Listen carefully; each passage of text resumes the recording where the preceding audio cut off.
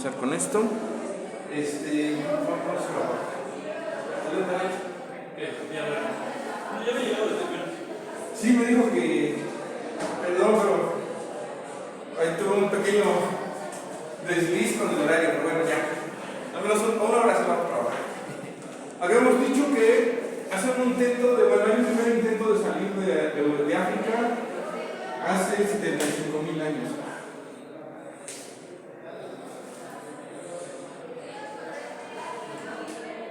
Allí eran... 75 mil más o menos. Pero vale gorro. No, ¿No me había dicho que 75 eran las personas que querían huir? No. Hace 75.000 años salen de África. Y salen de África y llegan a lo que hoy es Oriente Medio. Es una zona donde hay población o había población de neandertales que seguramente hubo conflictos ahí. Como decíamos, pues la tolerancia no es una marca de fábrica de nuestra especie. Entonces, aunque sí hubo eventualmente algún tipo de intercambios de genes, por no decir que cocharon entre ellos, pero pues fue lo mínimo realmente, fue lo mínimo. Pero definitivamente nuestra especie, los sapiens, no eran rivales ambientales para los neandertales.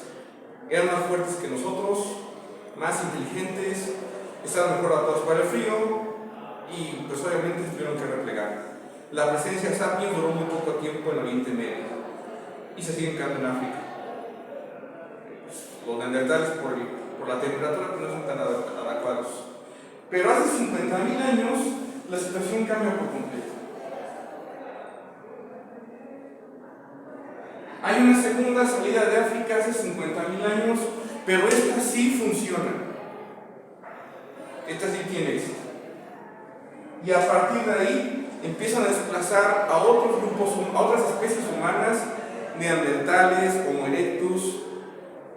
Los desplazan, los llevan a la extinción. También llevan a la extinción a múltiples especies de la megafauna. El más emblemático, pues el mamut, pero no es el único. Rinocerontes lanudos, perezosos gigantes, etc. Muchos de la megafauna desaparecen. Porque no es adaptada para enfrentar a la nueva amenaza que son los Homo sapiens. Solamente la megafauna que sobrevive es la africana. Porque pues ya lleva mucho tiempo conviviendo con nuestra especie, entonces ya sabía cómo lidiar con nuestra especie y se salva de la extinción. Pero ¿qué es lo que pasa? Porque físicamente, realmente los cambios no parecen, no hay ningún cambio físicamente, de hecho. Siguen los neandertales siendo más fuertes que nuestra especie. Los neandertales también siguen siendo más inteligentes que los sapiens. Me pregunto entonces, ¿por qué los marginan? Siguiendo el rastro neurológico y genético, la explicación que dan antropólogos, arqueólogos y científicos en general es que todo tiene que ver con el lenguaje.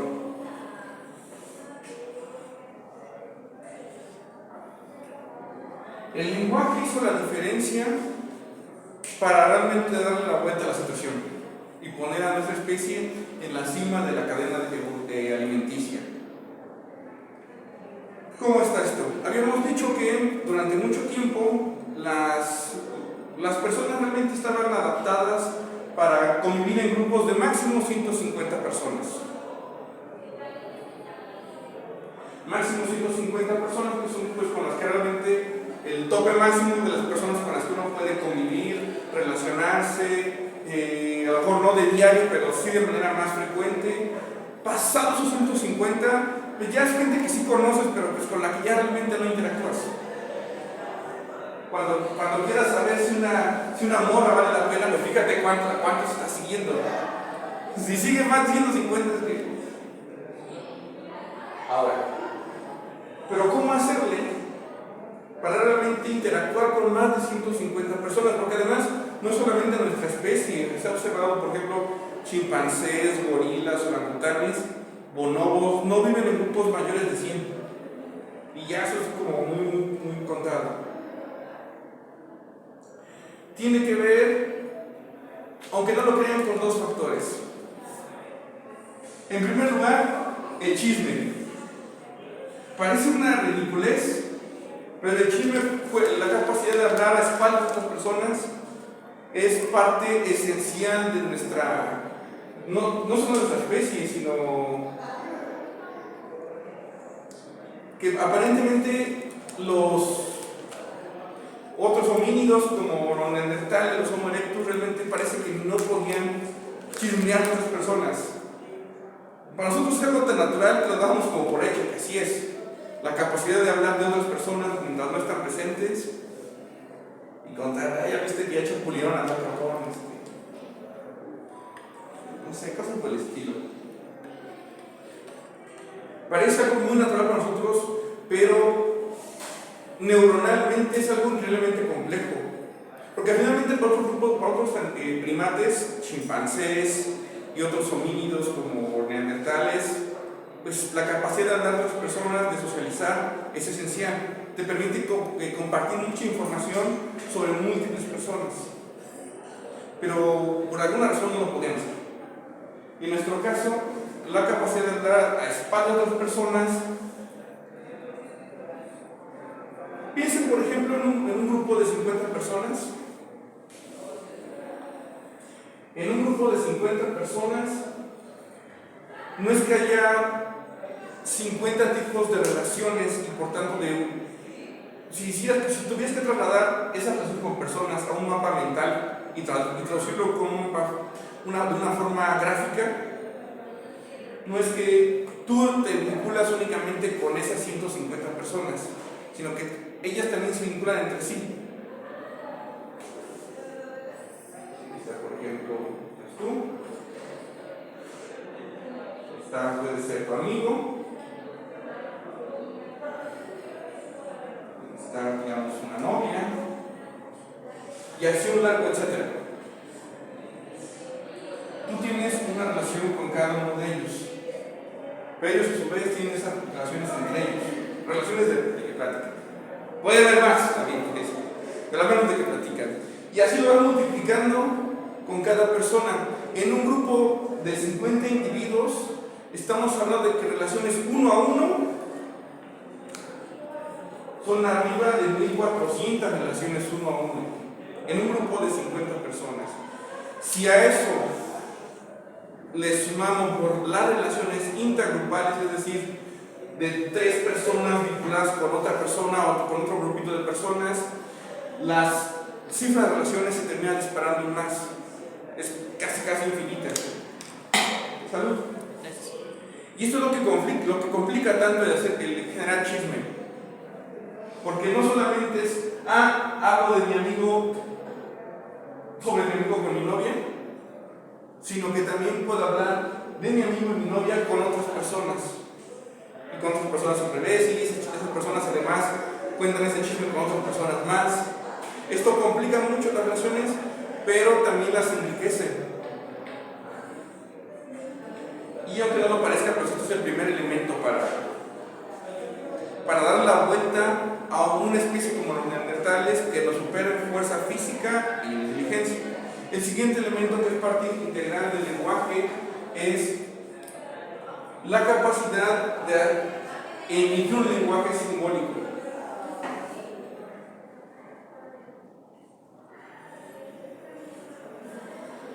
No solamente, cuando hablamos del lenguaje, no solamente nos referimos a las cosas tangibles, a las cosas que existen y que podemos ver, tocar, experimentar con los sentidos, sino que también podemos hablar de cosas que no tenemos físicamente frente a nosotros, que ni siquiera existen físicamente.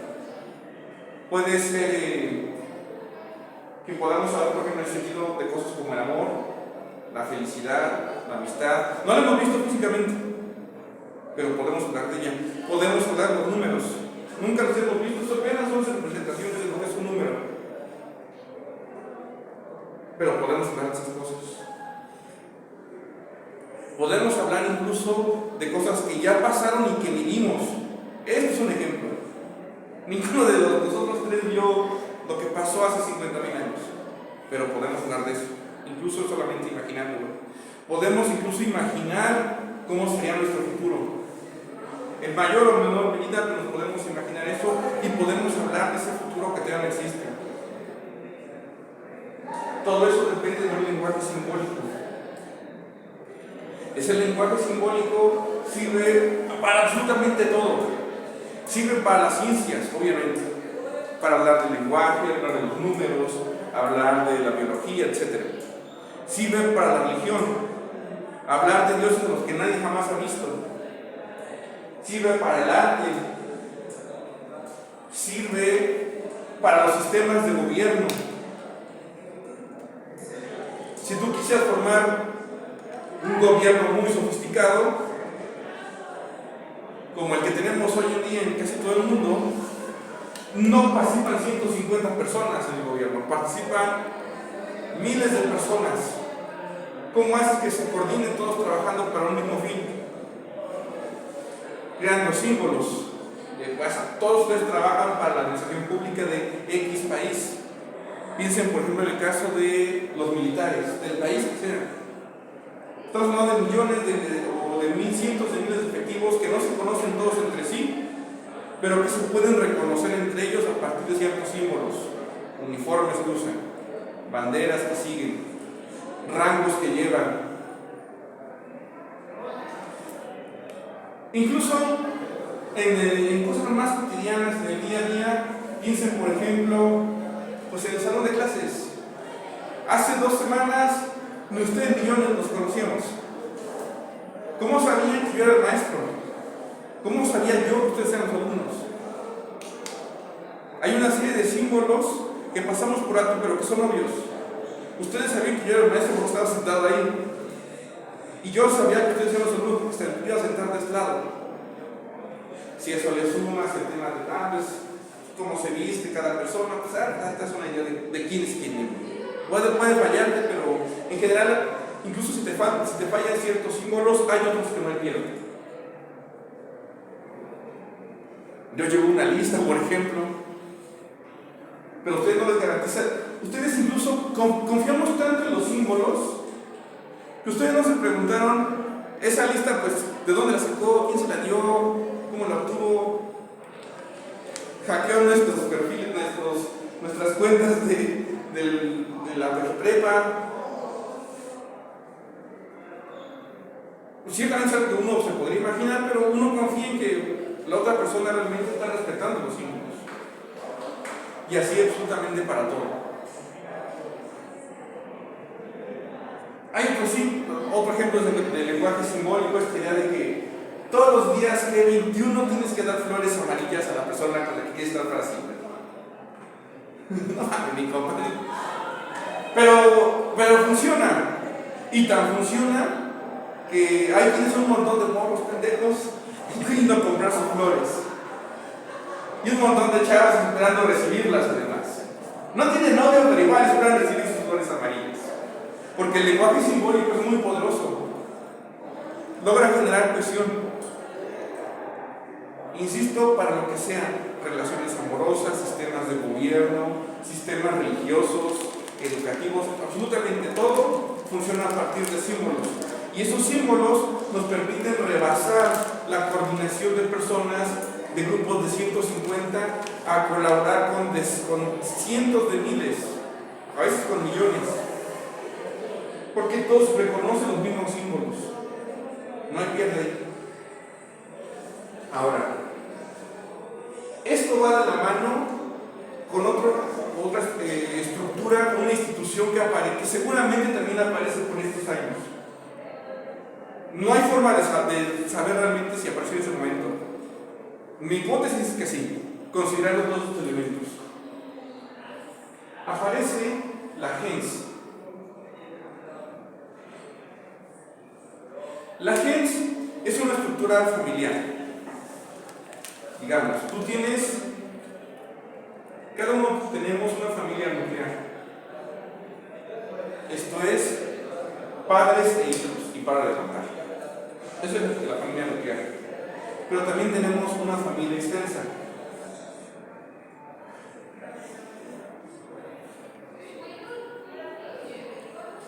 Esa familia extensa pues ya incluye obviamente no solamente padres, tus hermanos, sino también incluye abuelos, tíos, primos, sobrinos, etc. Un largo etcétera. Varias familias nucleares en ese sentido forman una familia extensa. Varias familias extensas, a su vez, forman una gens. Dentro de la gens, pues por estos elementos, primero, están vinculados entre sí.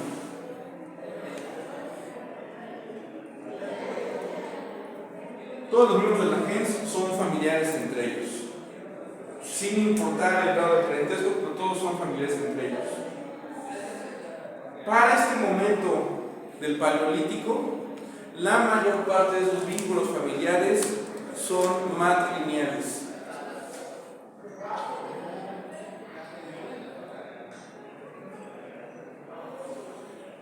Es posible que algunos fueran patrilineales, es decir, que el vínculo se estableciera a partir del padre. Es posible, pero es muy raro, o seguramente era muy complicado, básicamente porque en una estructura familiar, sobre todo de familias punalúa como las vimos, donde se casan grupos de personas entre sí, hombres y mujeres, pero no hay forma de saber quién es el padre. Sí, pero sí saber quién es la madre. Entonces la mayor parte de estas gens en este momento histórico del Paleolítico son matrilineales. Todos los vínculos son a partir de la madre. Reconocen también en la gens un antepasado común.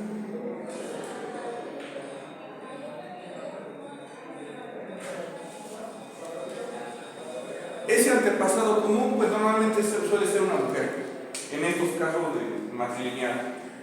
Cuando aparezcan las gens patrilineales, ahí sí el antepasado común va a ser normalmente un hombre.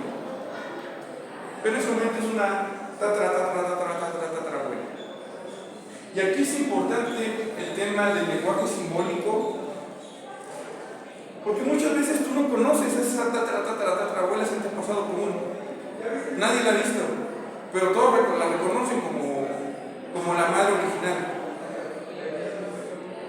Puede que conozcas a tu familia extensa en su totalidad, pero no que conozcas a todas las otras familias extensas.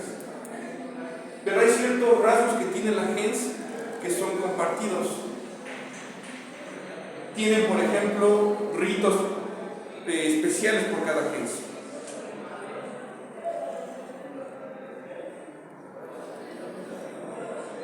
Tienen ritos comunes, y esos ritos comunes incluyen pues tanto fiestas, pero también incluyen, por ejemplo, más símbolos. Que cada miembro de la gens lleve un collar con un caracol, por ejemplo. Y así todos lo pueden reconocer. Incluye los nombres, por ejemplo. Cada gens tiene nombres que solamente esa gens puede usar y nadie más, ninguna otra gens. Porque esos nombres no solamente ayudan a identificar al individuo con respecto a otros, sino que también ayuda a identificar a qué gens pertenece cada individuo. Es como si en ese entonces tuvieras tu nombre y tu apellido en una misma palabra. Hoy las tenemos separadas, pero en ese entonces en principio era lo mismo. Hay ritos comunes y muy importante, también aparece la ayuda mutua entre ellos.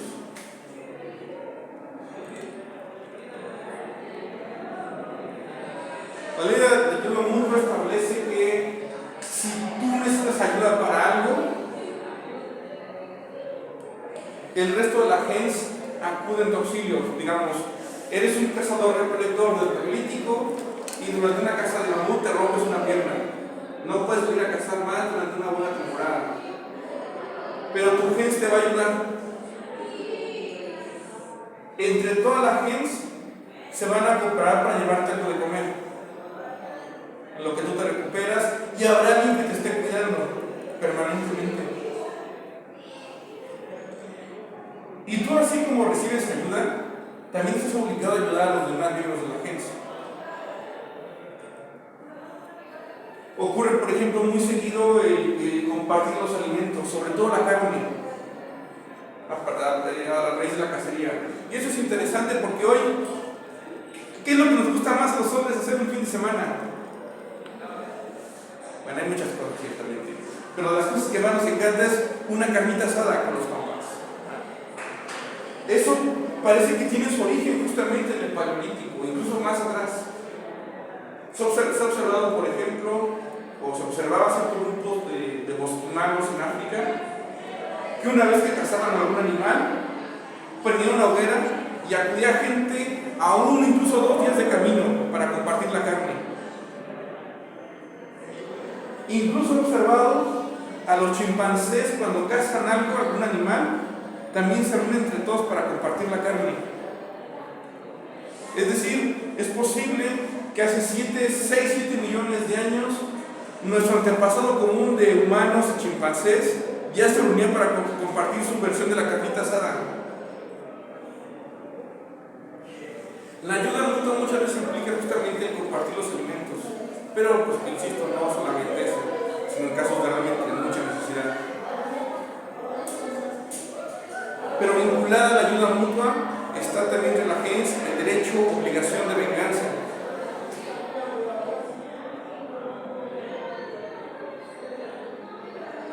¿Se me dice cómo sigue grabando esa cosa? Sí.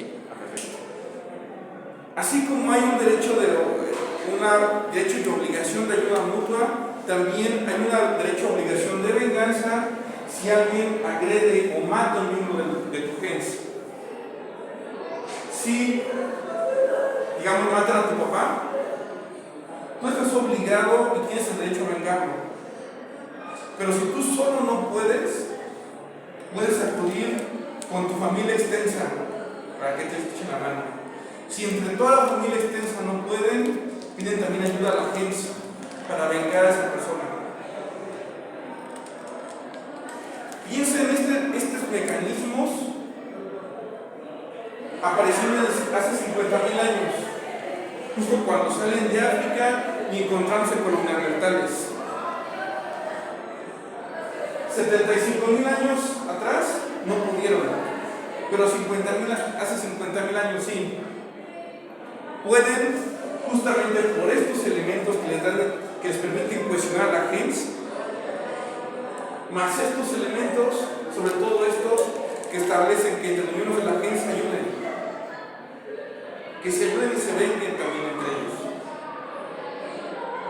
Si a lo mejor en un primer acercamiento con los neandertales aquí fracasaron porque no había una estructura que lo respaldara detrás para buscar la revancha. Pero hace 50.000 años sí tienen esa estructura para que los respalde. Y ahora sí, aunque los neandertales sean más fuertes, más inteligentes, eventualmente son superados en número. No es lo mismo enfrentarte con 150 que enfrentarte con 300 o con 500. Y aquí ya el número ayuda. Aquí lo que permite que si esas 500 o 300 personas que a lo mejor no se conocen tan íntimamente, cuando menos sí confían entre ellos, porque comparten estos símbolos que se traducen en todo esto, de que reconocen una antepasada común, de que tienen ritos comunes, de que tienen estas reglas. Otros elementos que caracterizan a la gens es el sistema de herencias. Las herencias, y que además es un legado que mantenemos hasta el día de hoy. Si tú, por ejemplo,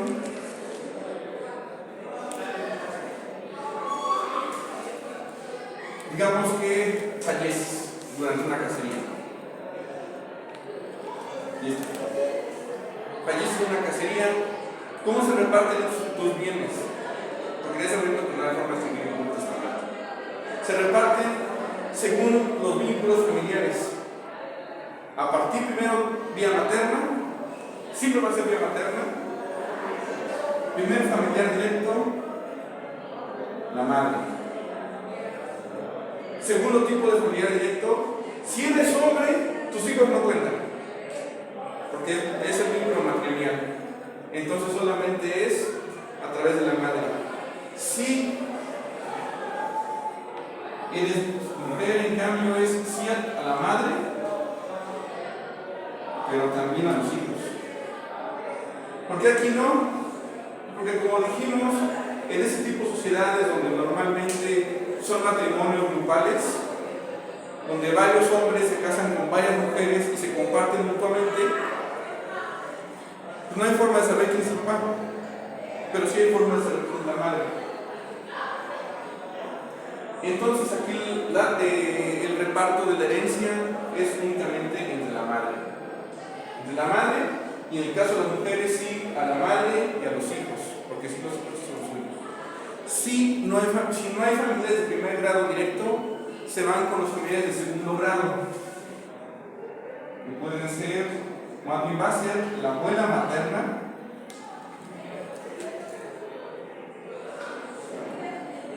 únicamente la abuela materna, ni el abuelo materno, ni los abuelos paternos, porque insisto, no hay forma de saber que son familia.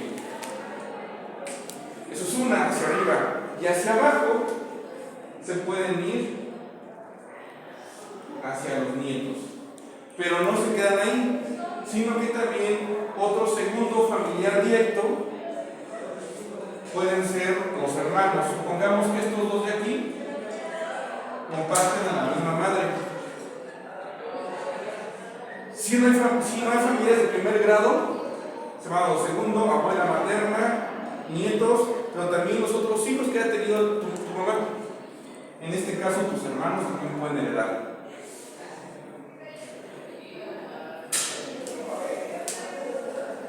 Si no hay familiares de segundo grado, se van ya hacia los de tercero.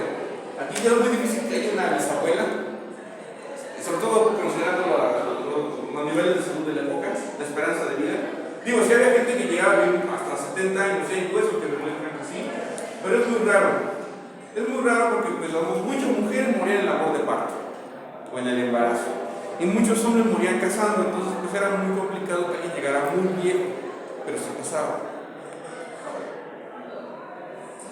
Entonces, ya no pongo mis abuelos, no pongo mis nietos porque pues, luego también es muy difícil.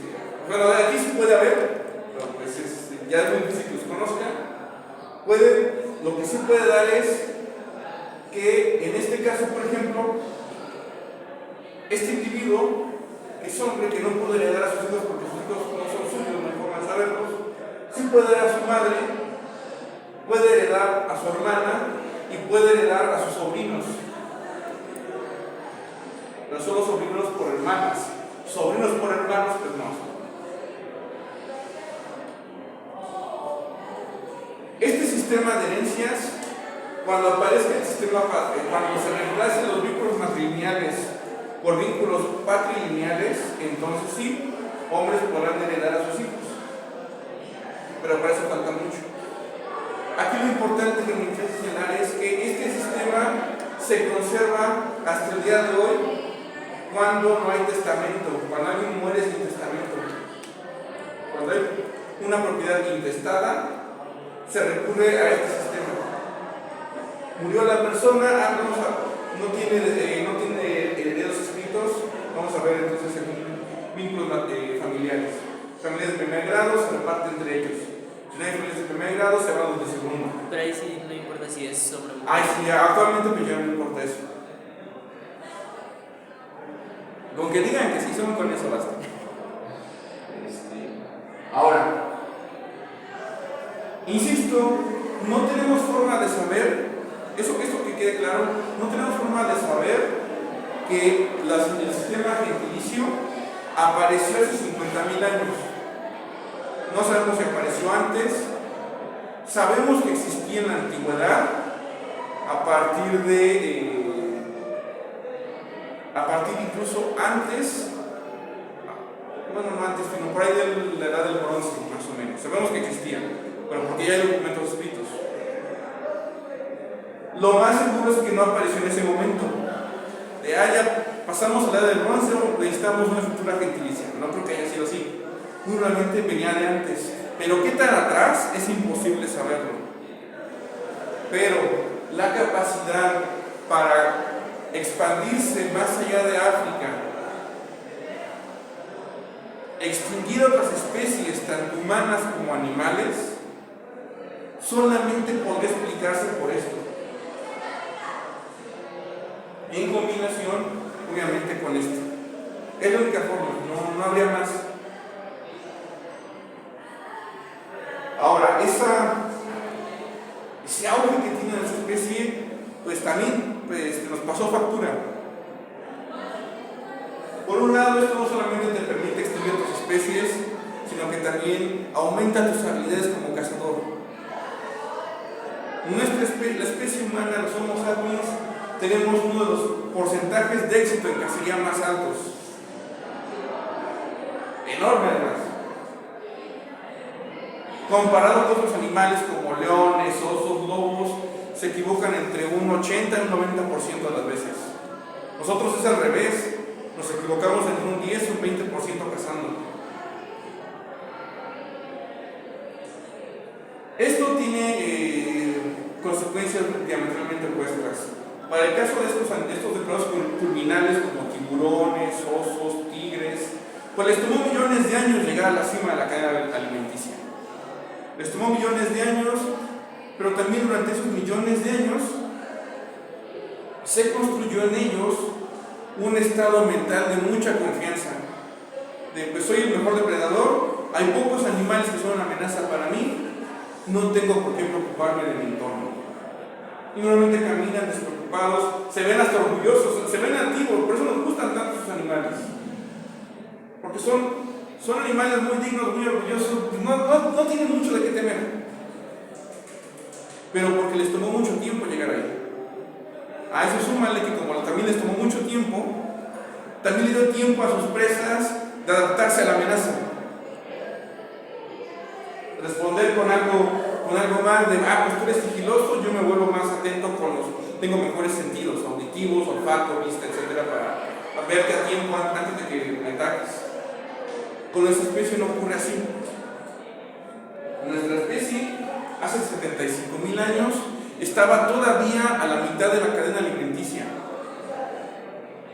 Pero en un periodo de apenas 25,000 años, no en millones de años, en 25,000 años, puede parecer mucho 25,000 años, pero en términos evolutivos es un ratito, un parpadeo. En muy poco tiempo salta de la mitad de la cadena alimenticia, está a la cima de la cadena alimenticia.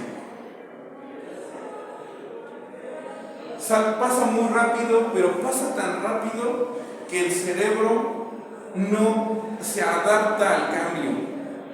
Nuestro cerebro, la gente suele decir que seguimos siendo animales, que nuestro cerebro sigue en la estepa africana. Sí, eso es cierto.